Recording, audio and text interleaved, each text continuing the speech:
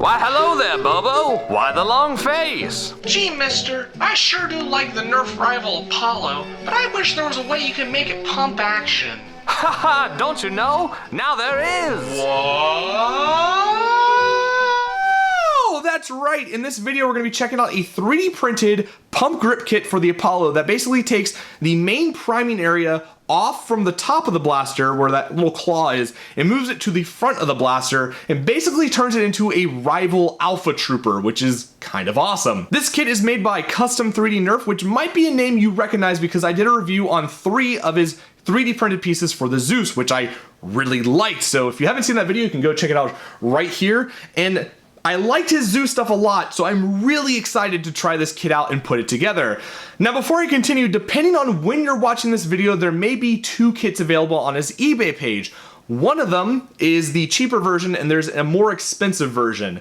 The one that I'm doing a review on is the cheaper version, as it's just the 3D printed pieces, and you have to find the hardware yourself and put it all together yourself. It's basically the DIY kit. The other one, the more expensive one, is all pre-assembled, and you get it in one piece, and you just kind of put it onto your Nerf Rival Apollo and maybe bolt a couple of things together. So it's pre-assembled for those who maybe don't think they have the ability to do this, or they don't have the resources to do it. So you can buy it pre-assembled, which is a nice offer from him. So if you decide to get the kit that I did, the disassembled one that you put together yourself, you will be getting a package that comes with 6 parts, I think. It's going to be about 6 parts. Mine did, at least. The first 5 of them are 3D printed pieces, and they are super duper large, heavy duty 3D printed pieces. The first piece that you'll get is the pump grip itself, which looks exactly like an Alpha Trooper's grip, just kind of bigger, mega sized. So he's done a couple of things with the grip itself that I really like. The first one being is he has cloned the Alpha Trooper grip texture as well as the palm rest on the bottom, which is very, very awesome. And I know a lot of people love the Alpha Trooper grip. I'm not a big fan of it, but you know, if I can't find a comfortable way of priming this thing or just using this grip, I can put like a Night Finder handle on it or something. But very cool that he's done that because it's a very popular grip and I like that kind of aesthetic style with it. He's also added 2 tactical rails on the top, which is a very nice choice for those who want to put a flashlight on it, maybe hold some more ammo, whatever you want to do. It's a very nice design choice. And he also has Custom 3D Nerf nicely engraved, 3D printed, engraved, whatever you want to call it, onto it. It looks very clean and it's very nice. The next 2 pieces are the ones that make up the barrel as well as guide the pump grip itself along to prime the blaster. Now, one thing about these that you're probably going to notice very early on is the noise they make when you are priming. It's really loud, it's very high pitched, and oh god, it sounds terrible. Now over time this will go away because it's just the lines of the 3D print scratching against each other, and the more you prime it and use it, they'll wear down each other. Now another thing to note is because of how close the tolerances are to each other, there's almost no gap between the priming grip and the barrels themselves. If you were planning on painting this, it's almost going to be impossible to do without having your paint scratched off, which is kind of sad. But he does have color options available, though they cost a bit more money to print. So if you were thinking about painting this, you're going to have a bad time. The 4th piece in the kit is the part that actually attaches to your Apollo. This is the piece that has the guide for the C-channel aluminum to attach to the little claw priming bar. And what's really nice is even though it slides onto the tactical rail of the Apollo, the one on top, he has put a nice tactical rail alternative on top of this piece, so you still have a place to put your cameras or whatever you want on your blaster, so you can still be tactical or whatever. So yeah, this piece just attaches onto the front, and then these pieces attach onto that, like that, and then yeah, that's basically what this piece does. And the last piece in the kit is this orange piece right here that glues on to the front of the barrel. He basically said that this is going to be a mandatory piece that he ships out because safety reasons. And I think it also adds a nice little aesthetic touch. Instead of having this just weird flat part, you get this nice little piece that kind of sticks out and basically completes the look of it, in my opinion. But yeah, this comes with the kit as well. The sixth piece in the package is a piece of paper with a URL printed on it that takes you to a Google Drive Word document that is 31 to 32 pages long, with 27 of those pages being directions, material lists, and color pictures to help you on your way through this kit, which is amazing that he's gone through all this work to get this really nice detailed write-up for you to follow. The instructions are really, really solid. I'm blown away by that. Like, seriously, excellent stuff. So now that this brief introduction to the kit is over, it is time for me to put it together, and I am very much looking forward to doing it. With that said, this is not a mod guide video, this is not a tutorial video, I'm not going to do any walkthroughs. I think the instructions are solid enough for those who feel they have the ability to put this kit together to follow and get it done. So if you're looking for like a walkthrough, this is not the place, this is just a review of the kit. So with all that said, I'm really excited to put this together, so I'm going to go do that right now.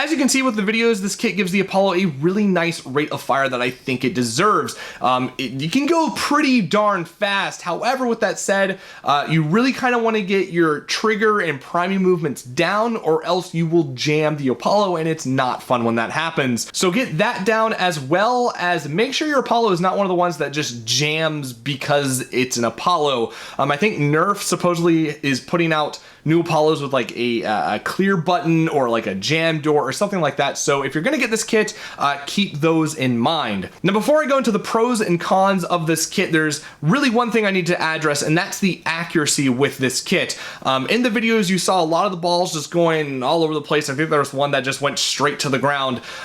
So I think I have a theory as to why this is happening. I'm not 100% sure, but this is my thought on it. So in the past, when I fired Elite Alpha Troopers and Rampages with Slam Fire, I've noticed my darts like to curve off in the left direction.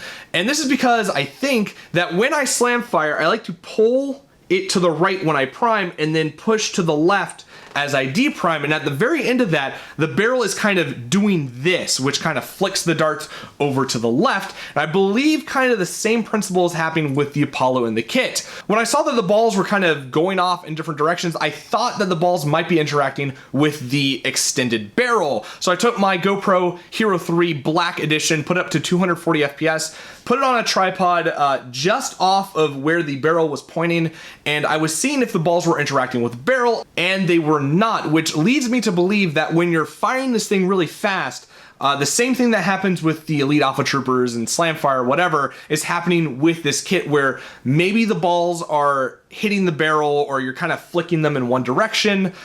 So that might be the case. I'm not 100% sure about this theory, but I thought it was worth mentioning in this video. Some other things that might not have helped the accuracy, the ground was very kind of wet, muddy, and I was reusing the balls without cleaning them, as well as I was using some of the balls that got jammed, so I don't think that helped with accuracy either. And with that out of the way, we can talk about the pros and cons of this kit, starting with the cons. And there's really only one that I could think of, and that's mainly a personal problem I have with it, and that is the grip.